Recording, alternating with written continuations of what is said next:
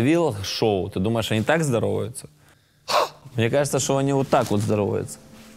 Когда-то в далеких заснеженных пустынях шел один сын одного сына, и этот сын передал тому сыну, что у того есть отец, и отец отца знает того сына, о котором никто не знает.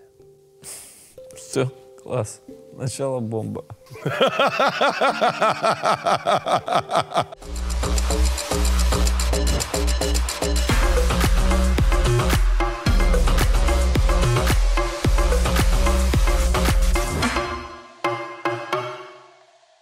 Всем привет! Это выпуск Гагарин Шоу, которого вы заслужили. Выпуск, в котором ноунеймы из рынка криптовалют, всяких разных непонятных обстоятельствах. Мы уже не ноунеймы. Мы уже не ноунеймы. Мы уже неймы. После того, как в 40-м выпуске произошла вот это вот вакханалия. Слушай, а давай спросим у наших подписчиков, при каком количестве подписчиков мы можем называться звездами?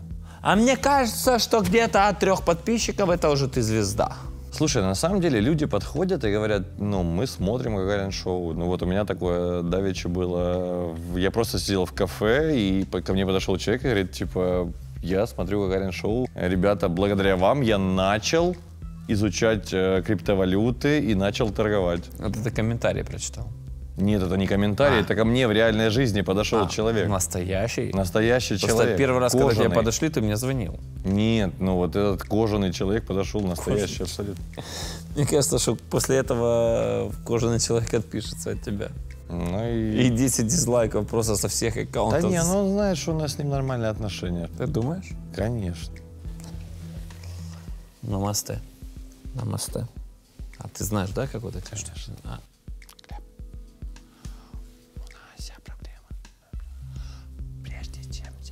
Решать проблему. Я предлагаю тебе заказать немножечко хаванина. Хаванина и по писюрику. Хаванина и по писюрику.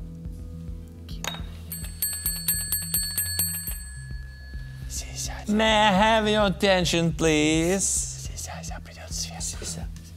Суши? Суши-роллы? Суши-роллы?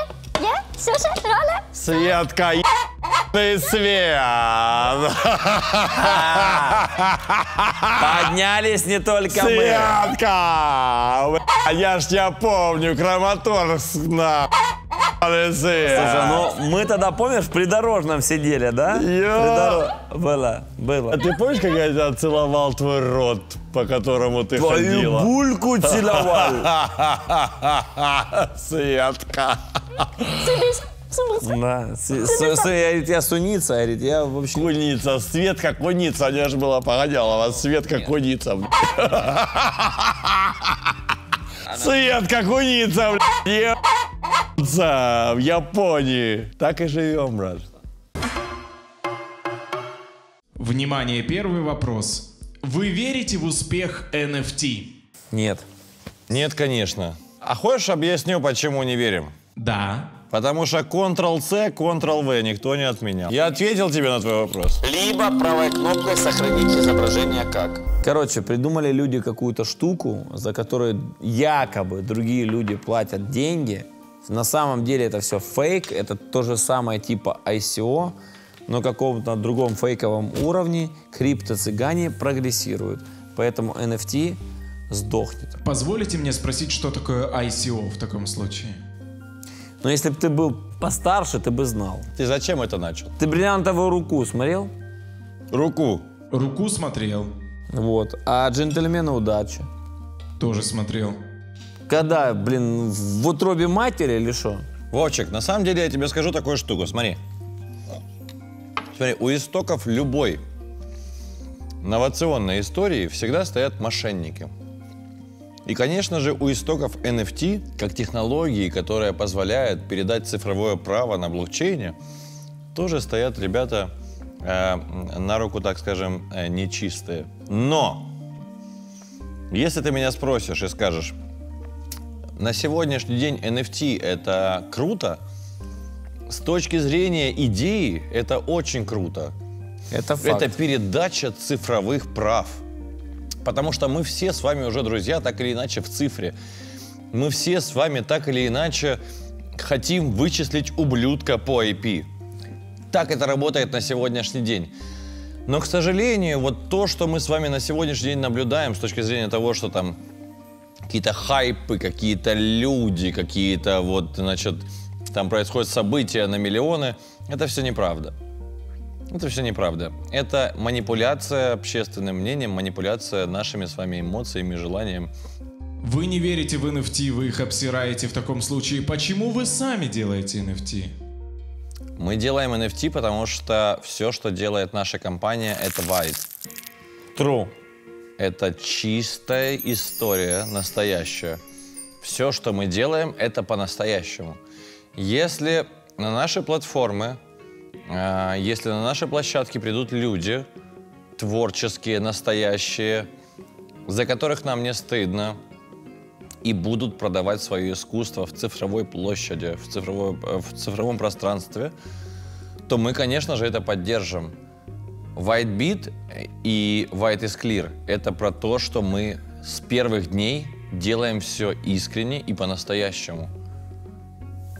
Я могу привести очень легкий пример.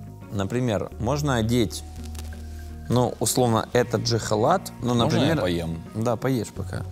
И, например, это будет, ну, всем понятный, например, Adidas. А вы помните, в 90-х, может, кто помнит, кто нет, можно загуглить, были Adibas, Абидас, ну, в основном Абидас. Вот. Поэтому, но Абидас был в принципе. Вот, то ли не та материя, то ли просто написано Adidas, но не та ткань, я не знаю. Короче, вот в плане того, что NFT идея очень крутая, очень крутая. Вот, например, майку, ну, я играю в баскетбол, связан с баскетболом. Плохо, но играет, да. Да, играю плохо. Но клуб есть Суперлиги. Харьковские Соколы. Так вот, майку Майкла Джордана, в которой он играл в Северной Каролине в университете, продали там, по-моему, за 224 тысячи долларов. И это прикольно. То есть, ну, какой-то из людей на планете Земля подумал, что неплохо бы вложить в эту штуку, а можно было бы продать цифровую копию, единственную, этой футболки. И это было бы прикольно. То есть можно было продать цифровую копию и оригинальную копию. Вроде бы как прикольно. Но очень много людей, которые просто наживаются на этом. И это факт. Не, на самом деле, на сегодняшний день просто такая штука, что типа на NFT можно заработать. То есть представьте себе такую ситуацию. Если, например, лот. Вот давай про песню. Мы вчера про песню рассуждали. Лот в рамках NFT продается, например, за $5000. То есть ты предполагаешь, что ты купил, значит, NFT за $5000, и ты понимаешь, что ты можешь его перепродать же дальше, скорее всего. Ну, правильно же? Это спекулятивная история. То есть мы покупаем картину за $200 000, предполагая, что мы ее продадим там, например... Ну, за 300. За 300, например. То есть мы каким-то образом реинвестируем, скажем так. И вот представьте себе ситуацию, что те NFT, которые продаются на сегодняшний день, ничего не стоят. То есть нет никаких вот этих $1000. Есть чувак, который выкладывает лот, и ввиду того, что все это происходит на блокчейне, и там, соответственно, у каждого адреса нет конкретного имени или фамилии, выкупает этот лот. И вот мы уже получаем стоимость товара. Сам. Сам, конечно же, сам. Причем за космическую сумму. Мы получаем стоимость товара там в размере там, $5000 или $100 000 или 2 миллионов или 50 миллионов. Но более того, давай еще ремарочка. Он делает мультиаккаунты и создает фейковую торговлю. Активность. Активность, да. За этот NFT. На сегодняшний день площадки это позволяют, и, соответственно, как бы, да, там один и тот же человек с совершенно другого адреса начинает депозитить на адреса платформы, начинает якобы создавать активность в рамках покупки актива, но по факту Это один и тот же человек, и, соответственно, вся эта история ничего не стоит, и никто ничего не покупал за миллионы.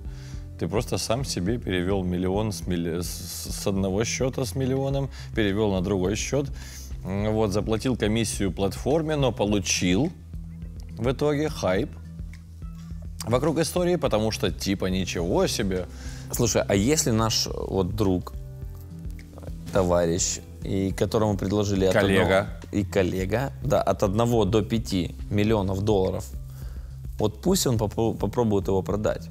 Пусть получит деньги. Но мы ему поможем в этом. Да. Ты понимаешь, дело в том, что... А если вы смотрите наши инстаграмы, мой Глеб 2405 или... VHBC.nasov. Да, нижнее подчеркивание только. А они смотрят на крысу, потому что подписчиков у нас нет. Не добавляю. У нас в Инстаграме меньше подписчиков, чем у нас в Ютубе. Даже меньше, чем у Насти Каменских, на минуточку. Кстати. Да. У нее, каких-то 5,4 миллиона, да, у меня там 2200. Ну, давайте сравним. Ну, Просто, значит, давайте не прятать факты. Значит, ты никому не нужен. Ну, давайте не прятать факты, пожалуйста. Глеб, понимаешь, насколько мы... Не Настя. Один из нас. Ну, я-то Настя был в 40-м выпуске, где вот тут ссылка будет. Или вот тут, или вот тут, и вот тут. Вов, что ты молчишь, Свет? Ты заснул там или что? Я не заснул, я заслушался, но у меня есть такой вопрос. Вы говорили, что только вы играете по-чистому. Неужели только вы в самом деле, или вы можете посоветовать другие биржи? Можем. Ну, Coinbase можно посоветовать. Конечно же, мы можем посоветовать другие биржи, потому что мы не рекламное агентство, и мы не самовлюбленные щеглы. Есть продукты на рынке, которые действительно заслуживают уважения. Я считаю, что вот эта вот белая, понятная стратегия продвижения, при которой понятные бенефициары, понятная команда, куда не страшно и не больно нести деньги, такие биржи существуют. United States of America. На сегодняшний день я бы мог выделить единственного конкурента компании WhiteBit. Это биржа Coinbase. Это реально крутые чуваки. Because of. Не потому, что они из Америки. В Америке много есть разных бирж, разных продуктов. Kraken, например, да? Например, да. Но Coinbase — это прямо реально круто. Я, будучи SEO компании WhiteBit, абсолютно точно вам могу сказать, что я с огромным пиететом и уважением отношусь к компании Coinbase. И очень был прикольный у них отчет вот недавно, за 2020 год, на 260, по-моему, 8 страницах, в полном разрезе, хотя мы смотрели и думали, ну, наверное, вот это фейк, наверное, вот это фейк. Их проверяли американские службы, но самое интересное, что даже американские службы не понимают, что там написано. И они не понимают, как можно подделать или не подделать этот отчет. Вот в чем прикол. Более того, никто не может объективно оценивать эти данные. То есть есть попытки создания платформ, которые оценивают биржи, компании, там, CoinMarketCap, CoinGecko. Например, CoinMarketCap купил Binance. И кто на первом месте там? Не Binance ли? И знаете самое прикольное, что максимальная оценка 1000. И у них 1000.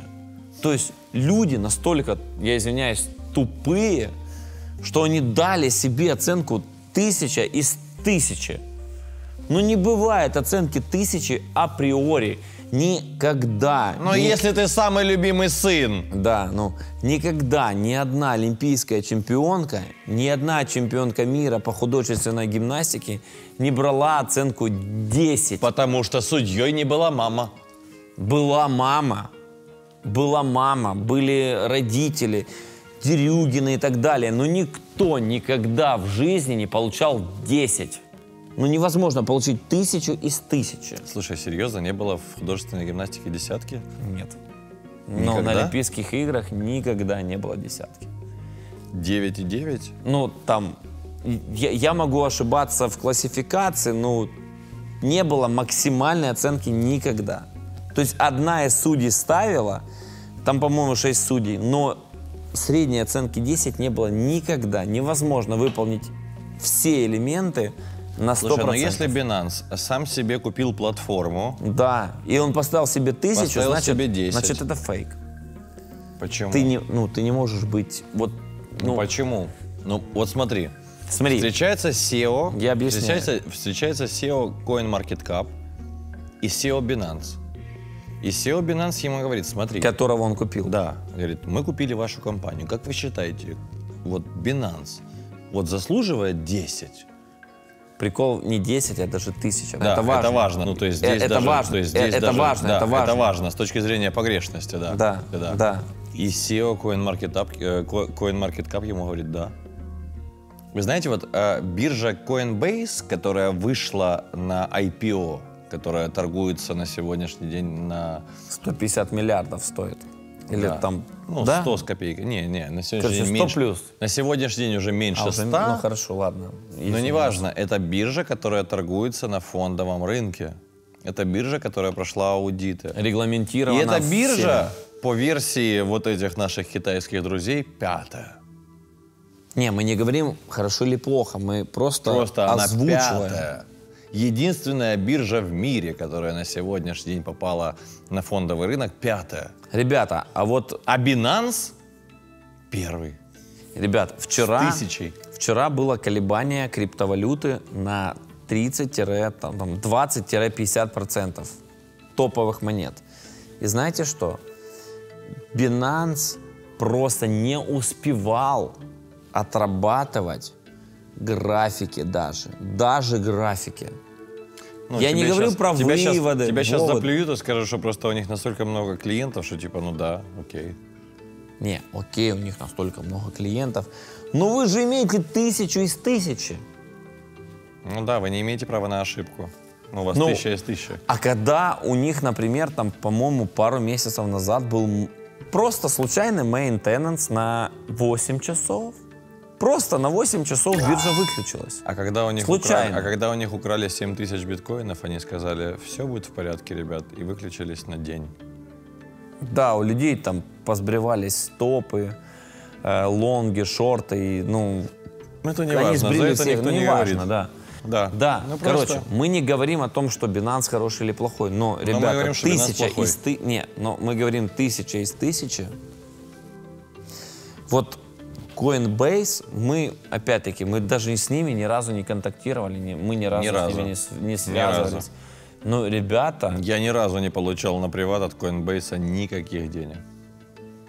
более того, даже на Монобанк, знаете, даже на TransferWise ничего не приходило. Ни одной транзакции в биткоинах я не потратил. Ни одной Валеру. 15 433 евро не приходило на мой аккаунт. Ни единожды, поверьте. Ни разу не было по 0,3 биткоина 8 раз. Ни разу такого не было. Такого не могло быть. Ну, С адреса Coinbase. более того, с разных адресов, ну, анонимных, ну, Ни разу мне не приходило сообщение в Телеграме. что мы же договорились, и вот такой, Засрать Binance. и вот такой вот смайлик. Нет, такого не было. Не было, не было. такого Мы ни ж- разу. Мы же не лохи. Давай, за это как бы... За Артура Грегора. Давай, за Японию. Артур Грегор, наш друг. Вопрос из сферы авторских прав. Если вы физически купили картину, можно ли ее продать как NFT? Или нужно иметь какие-то договоренности с автором? Там уже сказали, что это полная наебала. Еще раз, можно вопрос, Вовчик? Я просто не Не, уловил. если 10 ты надо. купил картину, физически картину, вот ты получил картину, Да, она твоя. да. Можешь ли ты ее продать как NFT, не спросив у автора? Конечно, да, потому что ты ее купил, все, твоя картина. Ну, Если по-моему. ты ее купил за наличные на черном рынке. Не, на Сотбисе ты купил. Не, если ты не на Сотби, если ты не на На аукционе Сотбис. Сотби купил, Он а про е- Сотбис спрашивал. на Сотбисях. На Сотбисях, ну реально, на низах взял. Не, он не спрашивал про Сотби, он спрашивал, если ты купил картину. Ну, реально купил картину. Пришел, ну, Но реально... если мы ее купили на черном рынке. Ну, опять... Володя, а к тебе обратный вопрос. А если автор картины помер? А если на белом рынке купил? Ну, слушай, давай не будем... Вова! Современный художник, например. Мы купили картину современника. Да. Так. Реально. У него же. За У него деньги. же. Это не черный рынок. Так. Вы пришли, положили ему котлету из баксов, Так. взяли у него картину. Так. Значит ли, что эта картина принадлежит вам, и можете ли вы ее продать как NFT? Мы подписали документы, все так и, ну... Слушай, на самом деле это очень... Подожди, мы подписали документ, то есть реальная ничего не- продажа, правильно? мы купили ее просто на спуске. Не, подожди, реальная продажа с документами, со всеми Не с делами, какой правильно? реальной продажей. Мы просто купили у художника картину. Правильно, с современника. документами. Без документов. Не, это важно, подожди. Мы без документов купили. Не, подожди, Вова, с документами? Без. Вы ничего не подписывали. Просто дали бабки, он нам дал А он картину. вам картину. Ты хоть раз покупал картину? Так он дал тебе подделку, ты что, блин? Такую лох. подделку. Но мы купили у человека просто вот... Ну, подделку тебе дали, все. Ну мы просто вот на... Ты ни одного документа не получил на картину. Да подделку чего? Самого себя? Картины. Да нет, я тебе говорю, мы купили картину художника. Нет, он тебе дал подделку. Подделку чего? Его друг нарисовал, и все, и дал тебе копию. Нет документа, нет бумажки, ты какашка. То есть ты имеешь в виду, что мы вот так вот у уличного художника купили картину, Получается, ну, Вова сказал так. и в какой-то момент мы понимаем, что это подделка, потому что не этот художник уличный Да. ее нарисовал. Эксперты понимают, что не он. В какой-то момент начинают понимать. Либо мы покупаем, например, картину Леонардо да Винчи с младенцем, как она там называется, я видел в Эрмитаже. Ну, там женщина держит младенца, и там Женщина. прикол. Там Именно золотое женщина. сечение, там все. Ну, это прикольно. Всего, кстати, знаешь, сколько картин у Леонардо да Винчи? Знаешь, сколько? Давай по теме. Знаешь, сколько? Я думаю, 6. 10. Ну, видишь, 4 ты добавил. 6 из них в Лувре, 2 Потому что из-за Лувра. точно. 2 в Эрмитаже и 2 непонятно в каких коллекциях. Что такое памп и что такое дамп? Слушай, ну это реально первый класс. Ну, давай без этих вопросов. Но опять же, все очень зависит. Это было с октября где-то по февраль, Смотри. а дамп это где-то вот было вчера. На самом деле очень важно, о каком виде активов мы говорим, потому что на разных видах активов памп и дамп предполагает абсолютно разную структуру участников. Конъюнктуру, давай скажем. Да, и конъюнктуру, соответственно, Волновых анализов. всего лежащего под всей этой историей. Я вас умоляю, можно попроще для дебилов, как я? Конечно, я тебе сказал уже, памп это растет, дамп это падает, все. Да, спасибо. тут еще добавить. Ну, так и есть. Памп — это когда цена актива надувается, дамп — это когда цена актива сдувается. Ну, типа, все очень просто. Да, когда говорят, блин, соли больше не будет никогда в мире, и все покупают соль. Соль растет в цене, а кто-то ее продает. И потом говорит, все, ребята, соль Я больше помню- никогда на этой планете добываться не будет. Никогда. И все просто перестают продавать соль. Я помню момент, когда начался... Неправильно сказал. Когда началась пандемия, и... Наоборот там было. Началась пандемия, и... Наоборот, все сказали, что соли много, соль никому не нужна. Все начали продавать соль, соль упала в цене. Это да. Началась пандемия, и в магазине, в супермаркете, в котором мы привыкли ходить, А вы привыкли ходить. да, значит, в отделе, где продается масло подсолнечное, было написано «не больше 2 в одни руки». Вот это памп, ребята. Ну, объясни хоть. Многие говорят, ну, нормально. Что нормально. Ну, это для тебя понятно. Ну, объясни. Что значит не больше 2 в одних руки, и ты смеешься? Что смешного? Реально, хочется взять 3, а ты говоришь, не больше 2. Что смешного? Объясни, пожалуйста, зрителю в эту камеру. Ну, что ты ржешь? Ну, это тебе понятно, реально, но объясни. Что, нельзя взять больше 2 штук масла в одни руки? Да, ты не понимаешь, что люди не понимают. Ты поржал над этим, ну, вот Вова сидит и думает, ну, блядь, ну, я хотел взять 3, а дали 2. Он подослал свою тещу и говорит, возьми, пожалуйста, еще 2 масла. Вова, так было? Спасибо, что вы меня сравниваете с дебилом и теперь просто... Нет, не с дебилом, Хотел бы сказать, что не мы, а Глеб. Не с дебилом, а просто тебе масло надо было. Да, надо было. Ну, И что смешного? что?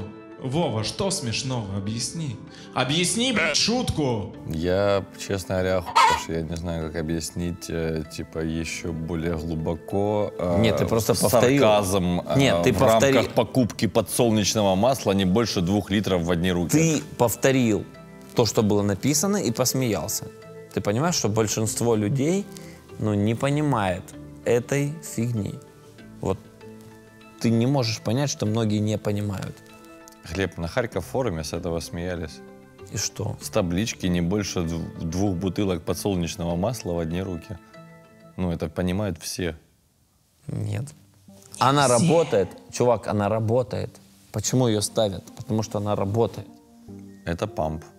Это просто ускорители продаж. Ну, ты понимаешь, что ну, реально не все понимают. Ну, как тебе объяснить? Ну, не все. Раз она стоит, Давайте переходить к следующему вопросу. ну, ты думаешь, что не все. Я думаю, что всем все понятно. Дальше давайте. Внимание, следующий вопрос. Что такое нода? У нас в Японии есть давнее поверье. Я могу рассказать. И сейчас его расскажет Глеб. Нода — это... Может, только немножко с японским акцентом. Нет, ну тут с японским не получится. Тут хотя бы просто объяснить. У нас есть нода. Нода. Нода — это такая штучка. Так вот, да? Ну да, это такая это штучка, но есть блокчейн, да, там блоки что-то синхронизируются, работают, там туда-сюда, переставляются.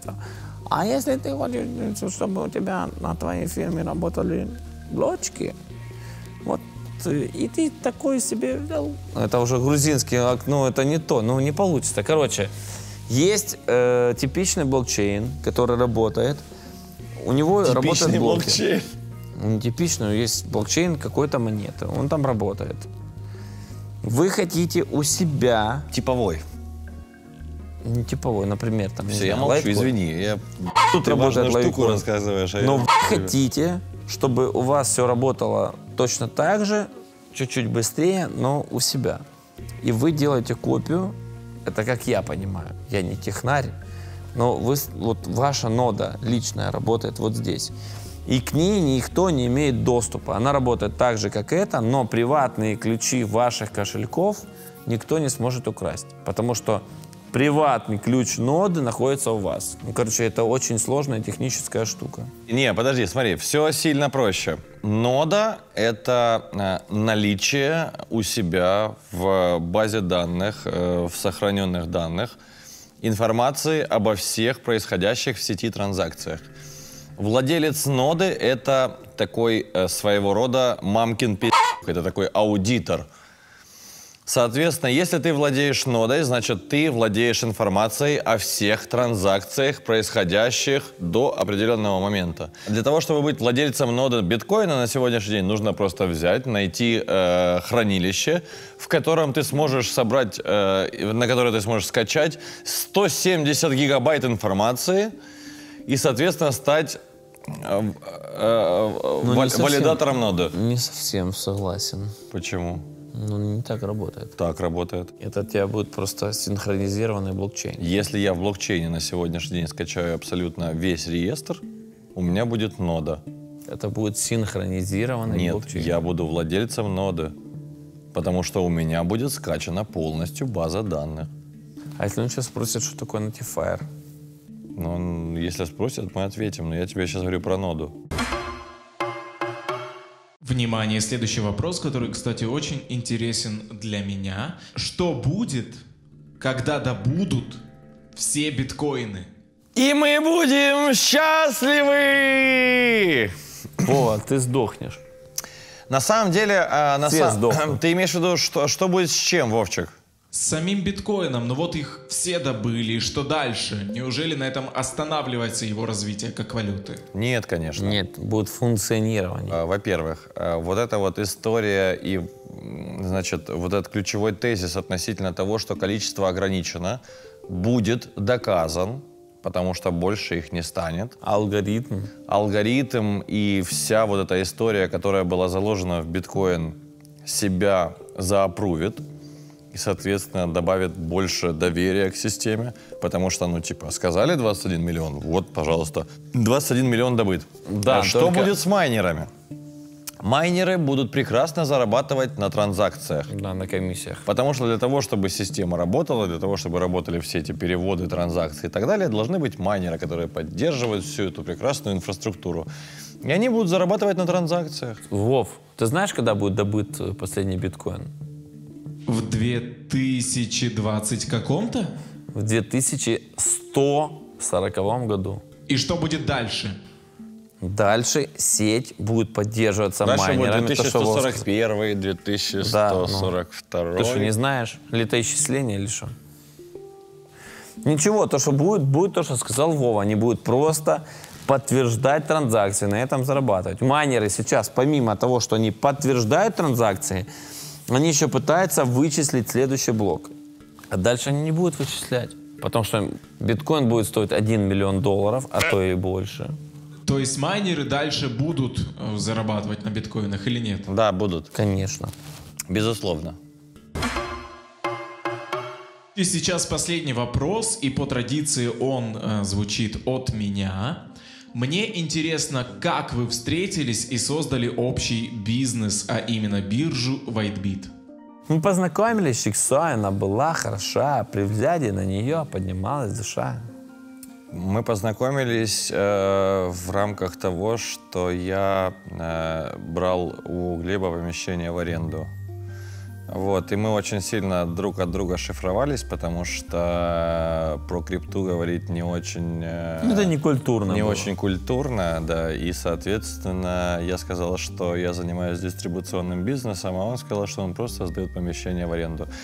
Но потом, когда Глеб перестал меня 3 месяца подряд спрашивать по поводу того, когда будет оплата, я понял, что Я вообще просто забыл, что я он сдаю вряд в ли аренду. занимается сдачей помещения в аренду, и что-то там не так. Вот, в этот момент я, соответственно, уже занимался обменным бизнесом, а Глеб в это время работал в рамках проекта, который занимался разработкой биржевой там, и так далее. И в какой-то момент я понимаю, что у нас очень понятная конъюнктура, и мы, в принципе, хорошо разобщались. А может быть, поговорим? Вот так было, да? Да-да-да, может быть, поговорим. И предложил ему как бы поговорить так, чтобы мы все время разговаривали в одном кабинете. И, собственно, до сегодняшнего дня Возле в оперного одном театра. кабинете мы так и говорим, как говорится. Мне еще было прикольно, как мы полетели на Мальту. Ибиза. Не, на Мальту просто... Слушай, я говорю, вот, может быть, я тут лечу на конференцию. Он говорит, я лечу. Я говорю, серьезно? Он говорит, ну да. Я говорю, точно? Он говорит, ну да. Я говорю, наберу билет. Он говорит, бери. Мы летим? Он говорит, я лечу. Я говорю, ну я в аэропорту. Он говорит, я тоже. Я говорю, вот и я. Это вот и я. Я говорю, ну садимся? Он говорит, садимся. Я говорю, пьем? Он говорит, пьем. Мы уже в Вене? Он говорит, мы в Вене. Может, по барам? Он говорит, по барам. Говорит, я за сигаретами. Я говорю, не стоит. Он говорит, ну, стоит. И ушел. И только он ушел, и закрылись какие-то железные врата. Как он попал в аэропорт обратно, непонятно, досель. Мы прилетели на Мальту. Прилетели. Он к себе, я к себе. На конференции. Он на свою Мальту, я на свою. Мы на конференции, все. Мы потом ходили, и он ходил. Мы потом сели, поели. Он сел, поел напротив. Потом нашли какого-то ямайца. Он тоже нашел ямайца. Мы прошли ямайца, и он прошел ямайца. Потом говорит, я домой. Я говорю, я домой. Говорит, я на остров, говорю, а я не поеду. Он говорит, ну ладно. И он уехал. И потом мы вместе. Вот и все. Это если в 2 словах, как говорится. А история со Станей. Друзья, я прошу вас, подписывайтесь, пожалуйста, на Гагарин Шоу. Для нас очень важно, чтобы вы подписывались. Я понимаю, что у нас есть на сегодняшний день сотни тысяч просмотров. Очень круто, когда вы подписываетесь, когда вы показываете, что вам в этом цифровом пространстве просто не западло, и вам нравится то, что мы делаем. Слушай, ну просто нажал кнопку, ну реально. Просто нажмите кнопку, ёбаный свет. Просто кнопку Нажми на кнопку, и откроется Ты можешь ориентир. кнопку нажать? И откроется ориентир. Просто кнопку нажать ты можешь? Не, подожди, смотри, мы Глеб, арендуем... пускай они нажмут кнопку. Не, подожди, мы арендуем вот эти костюмы, смотри. Это же все стоит денег, понимаешь? Мы сегодня в театре юного зрителя просто пришли. Мы покупаем вот эти вот суши, смотри, которые даже... Это настоящая еда. Настоящая. Это настоящая еда. И мы ее покупаем не для того, чтобы есть, а просто для того, чтобы вам показать, что у нас Цветок настоящий, смотри. передача про криптовалюту. Корица. Да, мы покупаем Это настоящая для того, корица. чтобы вам в кадре было... Блин. Ты про деньги говорил сегодня? Я хуй. Ну скажи, Глеб, я сидят люди с моря, понял? понял. Ну что, нельзя вот просто нажать кнопку вот так вот? Подпису. Глеб. Не, правильно говорит, я пи***ся. Я если честно. И самое главное, я напоминаю, И не ты еще не смотри пи***. наши выпуски на крысу, так как один из наших ведущих смотрит наш Инстаграм.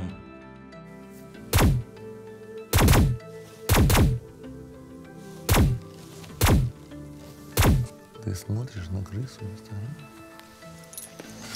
Иди сюда. Ты что, Воланда включил? Вованда.